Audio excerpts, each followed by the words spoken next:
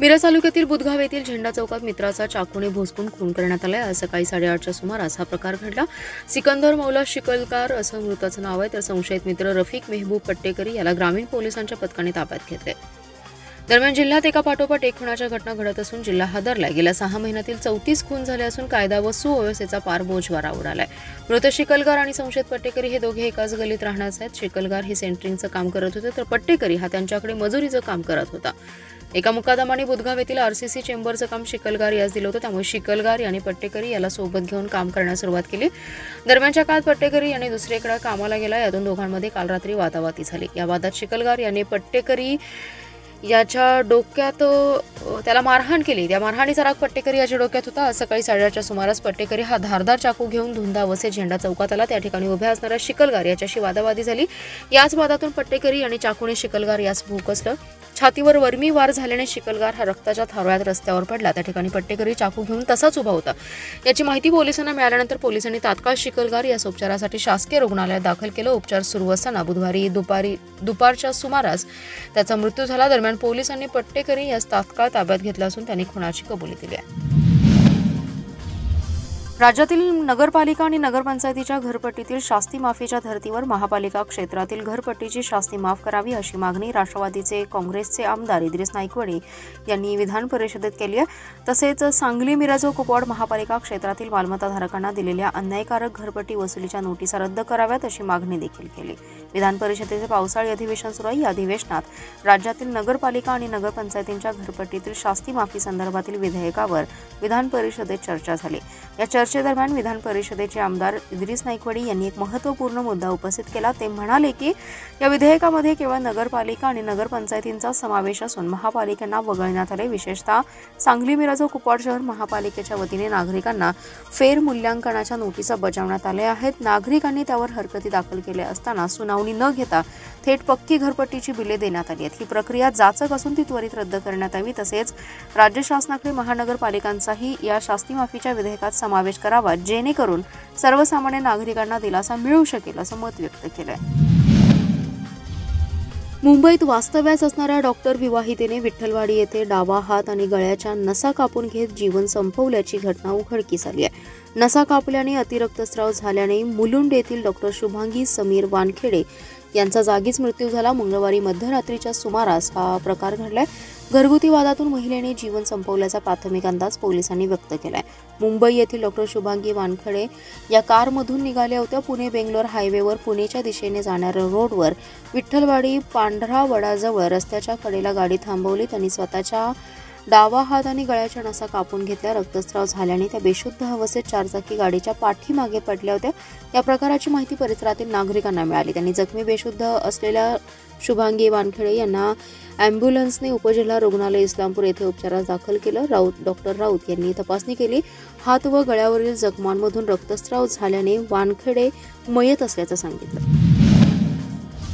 सातबारा उतारावर खरेदी केलेल्या प्लॉटची नोंद करण्यासाठी तलाठी आणि स्वतःकरिता 2,500 रुपयांची लाच स्वीकारताना बेळंकी येथील कोतवालास लाचलुचपत विभागाच्या पथकाने रंगेहात ताब्यात घेतले. ही कारवाई आज बेळंकी येथील तलाठी कार्यालय परिसरात करण्यात आली आहे. तलाठी विद्यासागर सदाशिव चव्हाण आणि कोतवाल राजाराम धनपाल वाघमारे या दोघांवर मिरज ग्रामीण पोलीस ठाण्यात गुन्हा दाखल करण्यात आलाय. तक्रारदार यांच्या भावाने प्लॉट खरेदी केला होता. सातबारा उतारावर त्याची नोंद करण्यासाठी तक्रारदार यांनी कोतवाल राजाराम वाघमारे याच्याशी संपर्क केला. यावेळी वाघमारे यांनी तलाठी विद्यासागर चव्हाण याच्याकडून नोंद करून घेण्यासाठी स्वतः आणि तलाठी यांच्याकरिता 2,500 रुपयांची मागणी केली. याबाबत दिनांक 2 जुलै रोजी तक्रारदार यांनी याबाबतचा तक्रार अर्ज लाचलुचपत प्रतिबंधक विभागास दिला होता. त्यानुसार पडताळणी केली असता त्यामध्ये सत्यता असल्याचं निदर्शनास आलं. गुरुवार दिनांक 3 रोजी पथकाने बेळंकीच्या तलाठी कार्यालय परिसरात सापळा रचला.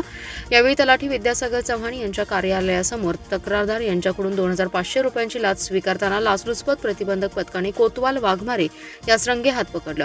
पथकाने केलेल्या चौकशीत तक्रारदार यांच्या भावाच्या प्लॉटची सातबारावर नोंद होण्यासाठी तलाठी विद्यासागर चव्हाण यांनी तक्रारदार यांना लाचेची रक्कम संशयित कोतवाल राजाराम वाघमारे याला देण्यासाठी प्रोत्साहित केल्याचं निष्पन्न झालंय. लाचलुचपत विभागाने दोघांनाही ताब्यात घेतले. दोघांवरही मिरज ग्रामीण पोलीस ठाणे येथे भ्रष्टाचार प्रतिबंध अधिनियमान्वये गुन्हा दाखल करण्यात आलाय. महापालिका क्षेत्रातील झोपडपट्टी धारकांना हक्काचे उतारे मिळण्यासाठी महापालिकेने लेआउटला सुरुवात करण्याचं आश्वासन दिलं होतं. मात्र लेआउट सुरू करण्यास नगररचना विभागाकडून विलंब होत असल्याने गुरुवारी झोपडपट्टी पुनर्वसन समितीच्या वतीने महापालिकेच्या नगररचना कार्यालयासमोर ठिय्या आंदोलन केलं. डॉक्टर बाबासाहेब आंबेडकर यांची प्रतिमा घेऊन झोपडपट्टी पुनर्वसन समितीचे सुजित काटे यांच्या नेतृत्वाखाली हे आंदोलन करण्यात आलं. सुजित काटे म्हणाले, महापालिका क्षेत्रातील सर्व झोपडपट्टी धारकांचे मोजमाप व लेआउट तातडीने करून देण्याची ग्वाही दिली होती.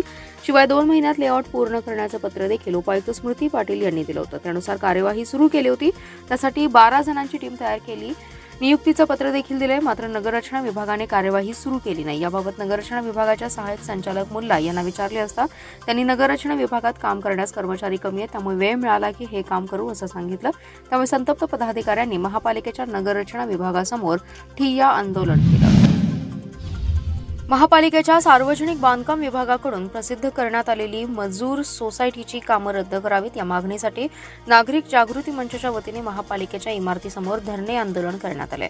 यावेळी मागण्यांचे निवेदन देण्यात आलं. या निवेदनात म्हटलंय की सांगली, मिरज आणि कुपवाड शहर महानगरपालिकामध्ये सार्वजनिक बांधकाम विभाग बेकायदेशीररित्या शासन परिपत्रक आणि शासन GR डावलून चुकीच्या पद्धतीने कामांच्या निविदा काढल्या आहेत. यामध्ये मुरुम पुरवठा आणि वार्षिक दर करार पद्धतीने कामे काढली आहेत. ही कामे कशी बेकायदेशीर आहेत याबाबत महापालिकेतील निविदा समितीसमोर शासन निर्णय परिपत्रक सादर करून तक्रार करण्यात आली होती. मात्र तरी सुद्धा त्याची दखल न घेता सदर कामे मंजूर करण्याचा घाट घालण्यात आलाय.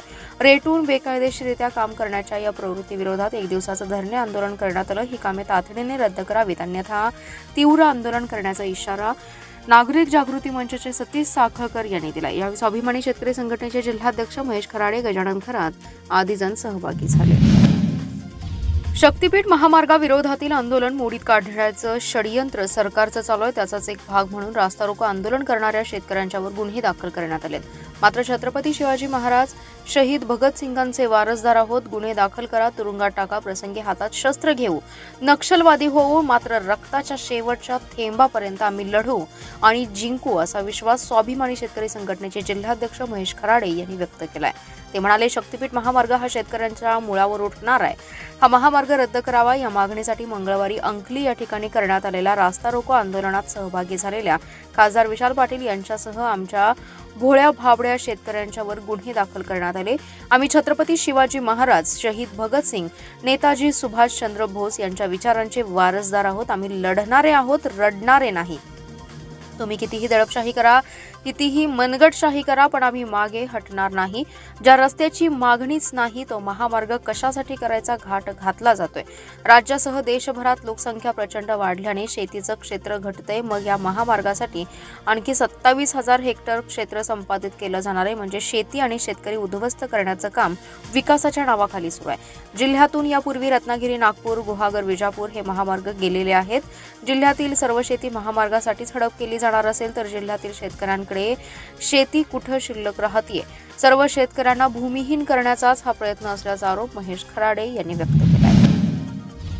जिल्ह्यात नवीन आर्थिक वर्षातील जूनमध्ये जीएसटीचे 137 कोटी रुपयांची उच्चांकी वसुली झाली. गतवर्षीच्या आर्थिक वर्षाच्या जून 24चा महसूल 120 कोटी होता. त्यामध्ये चालू वर्षी जीएसटी 17 कोटींची म्हणजे 14% वाढ झाल्याचे केंद्रीय जीएसटी विभागाच्या वतीने सांगण्यात आले.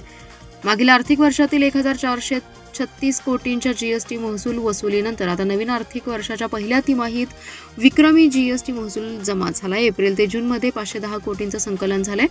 एप्रिल ते जून 2024च्या 427 कोटींच्या संकलनापेक्षा आता जीएसटी महसुलात 83 कोटींनी वाढ झाली आहे. देशातही जीएसटीने विक्रमी संकलन करताना जून 2025 मध्ये जीएसटीचा महसूल 1,84,597 कोटी आहे. गेल्या वर्षीच्या जून 2024 महिन्याच्या 1,73,813 कोटी महसुलाच्या तुलनेत 6.2% जादा कर संकलन या महिन्यात झाले. महाराष्ट्राचा विचार करताना जून 2025 मध्ये जीएसटीचा महसूल 30,553 कोटी आहे. गेल्या वर्षीच्या जून 2024 महिन्याच्या 28,881 कोटी महसुलाच्या तुलनेत 6% जादा कर संकलन जूनमध्ये झालंय. जिल्ह्यात वाहनांचे सुटे भाग, स्टार्च, साखर, मोलासिस, इथेनॉल, सोने चांदी दागिने, बेदाणा, दुग्धजन्य पदार्थ, वाहन विक्री आदी वस्तू तर बिल्डर्स, रस्ते, विद्युत व जलसिंचन ठेकेदार, शीतगृहे, कमिशन एजंट आदी सेवा यांच्या पुरवठादारांचे मोठे योगदान कर महसुलात दिसते. कर चुकवेगिरी करणाऱ्यांच्या विरोधातील कारवाई, विशेषतः बनावट बिले तयार करणाऱ्यांविरुद्ध कडक कारवाई, बोगस नोंदणी करणाऱ्यांविरुद्ध केंद्र व राज्य विभागाने केलेल्या कारवायांनी जीएसटी महसूल संकलन वाढवण्यात योगदान दिले. जिल्ह्यातील शासकीय धान्य गोदामामधील हमाल गेल्या 4 महिन्यांपासून हमाली मजुरीपासून वंचित असल्याने हमालांनी जिल्हा हमाल पंचायतच्या नेतृत्वाखाली कामबंद आंदोलन सुरू केले. थकीत हमाली मिळेपर्यंत शासकीय गोदामातील धान्य उचलले जाणार नसल्याचा इशारा हमाल नेते विकास मगदूम यांनी दिलाय. जिल्ह्यात जिल्हाधिकारी आणि जिल्हा पुरवठा अधिकाऱ्यांच्या नियंत्रणाखाली रेशन दुकानदारांना अन्नधान्य पुरवठा करण्यासाठी जिल्ह्यात सांगली, मिरज, जत, आटपाडी, कवठेमहांकाळ, पलूस, तासगाव, कडेगाव, विटा, शिराळा, इस्लामपूर अशा 11 मुख्य अन्नधान्य गोदाम तसेच आष्टा, माहुली ही 2 उपगोदाम आहेत. या गोदामामध्ये गोदाम आणि द्वार वितरणासाठी माथाडी मंडळाच्या नोंदणीकृत 160 हमाल काम करतात. या हमालांना गेले 8 महिन्यांपासून दरमहाची हमाली मजुरी वेळेवर मिळत नाही. सध्या या हमालांना फेब्रुवारी ते जून अखेर 4 महिन्यांचे तसेच द्वार वितरण व्यवस्थेतील 4 महिन्यांची हमाली मजुरी अद्याप मिळाली नाही. याबाबत दिनांक 17 मार्च रोजी मंत्रालय मुंबई येथे अन्न व नागरी पुरवठ्याचे प्रधान सचिवांनी आयोजित केलेल्या बैठकीत दरमहा हमालांना हमाली मजुरी देण्याबाबत आश्वासन दिलं होतं, परंतु त्याची अंमलबजावणी झाली नाही. 4 महिने हमालांना हमाली मजुरी मिळाली नसल्याने हमालांच्या कुटुंबावर उपासमारीची वेळ आली आहे. शैक्षणिक वर्ष सुरू झाले असून हमालाच्या मुलांची प्रवेश प्रक्रिया रखडली आहे. मुलांचे शैक्षणिक साहित्य खरेदी करता येत नाही. याबाबत स्थानिक प्रशासन आणि राज्य सरकार काहीच निर्णय घेत नसल्याने हमालांनी बेमुदत कामबंद आंदोलन सुरू केल्याचे हमाल नेते विकास मगदूम यांनी सांगितले. महापालिका प्रशासनाने नागरिक संवाद व तक्रार निवारण मोहीम राबवली. यामध्ये सांगली शहरातील 20 तक्रारी दाखल झाल्या तर कुपवाड व मिरजेत एकही तक्रार दाखल झाली नाही. महापालिका प्रशासनाने गुरुवारी प्रभागनिहाय नागरिक संवाद व तक्रार निवारण मोहीम राबवली. या मोहिमेमुळे नागरिकांच्या तक्रारी आता कमी होऊ लागल्या असल्याचं चित्र आहे.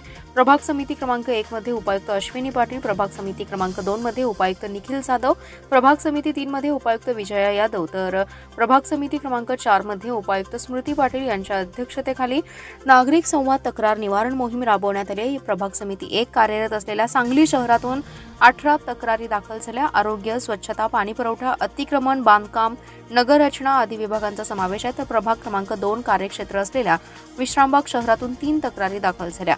मिरज व कुपवाड शहरातून एकही तक्रार दाखल झाली नाही.